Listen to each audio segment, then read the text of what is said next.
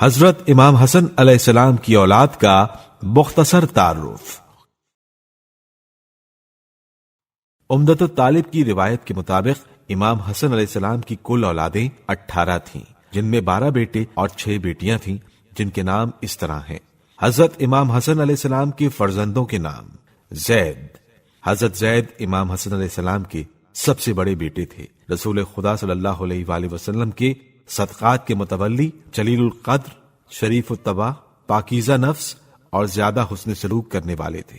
جب سلیمان ابن عبد الملک مسند خلافت پر بیٹھا تو اس نے حاکم مدینہ کو خط لکھا کہ میرا خط ملتے ہی زید ابن حسن کو صدقات رسول سے معزول کرو۔ حاکم مدینہ نے سلیمان کے حکم کے مطابق حضرت زید کو صدقات کی تولیت سے معزول کر کے کسی دوسرے شخص کو متولی بنایا، لیکن جب حکومت عمر ابن عبدالعزیز تک پہنچی تو اس نے دوبارہ صدقات کی تولیت زید کو واپس کر دی۔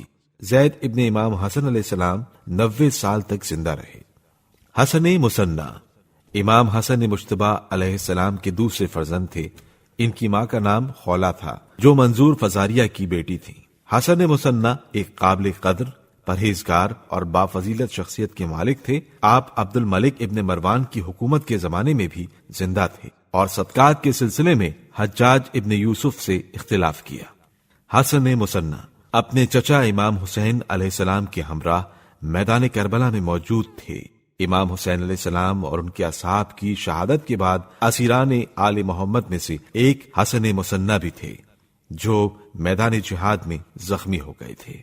حسن مثنی 35 سال کی عمر میں رحلت کر گئے۔ رحلت کے بعد آپ کی شریک حیات فاطمہ نے ان کی قبر پر ایک خیمہ نصب کر کے 1 سال تک اس میں بیٹھ کر عبادت کی۔ حسین اسرم اگرچہ آپ صاحب فضل و شرف تھے، لیکن آپ کے حالات زندگی تاریخ میں مذکور نہیں ہیں۔ آپ کو اسرم کہنے کی وجہ یہ تھی کہ آپ کے اگلے دانتوں میں سے 2 دانت گر گئے تھے۔ طلحہ آپ بزرگ آدمی تھے اور سخاوت و بخشش میں مشہور و معروف تھے، اسی وجہ سے طلحۃ الجود کے نام سے مشہور تھے۔ قاسم، عبداللہ اور عمر۔ حضرت امام حسن علیہ السلام کے یہ تینوں فرزند میدان کربلا میں اپنے چچا امام حسین علیہ السلام کی نصرت کے لیے موجود تھے۔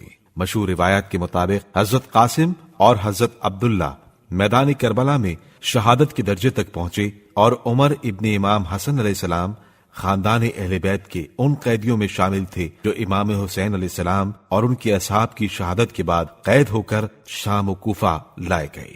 عبد الرحمن امام حسین علیہ السلام کے ساتھ مدینہ منورہ سے ہجرت کر کے مکہ مکرمہ جانے والے قافلے میں شامل تھے، لیکن جب مقام ابوا میں پہنچے تو ان کا انتقال ہو گیا۔ محمد اصغر، جعفر اور حمزہ۔ حضرت امام حسن علیہ السلام کے ان فرزندوں کی حالات زندگی کا تذکرہ تاریخ کی کسی مستند کتاب میں درج نہیں ہے، اور تاریخ میں ان کے حالات زندگی کے بارے میں شدید اختلاف پایا جاتا ہے۔ عبداللہ الاصغر عبداللہ امام حسن علیہ السلام کے ان فرزندوں میں سے ہیں جو واقع کربلا میں شہید ہوئے۔ روز عاشور عبداللہ اپنے چچا امام حسین علیہ السلام کی نصرت کے لیے مقتل میں آئے۔ روایت کے مطابق جب ابجر ابن کعب نے امام حسین علیہ السلام پر تلوار سے وار کیا تو عبداللہ نے اپنے چچا کو بچانے کے لیے اپنا ہاتھ آگے بڑھا دیا۔ تلوار کے وار سے عبداللہ کا ہاتھ کٹ کر لٹک گیا اور امام کی آغوش میں گر گئے، اور حرملہ ابن کاہل اسدی نے انہیں اپنے تیر کا نشانہ بنا کر شہید کر دیا۔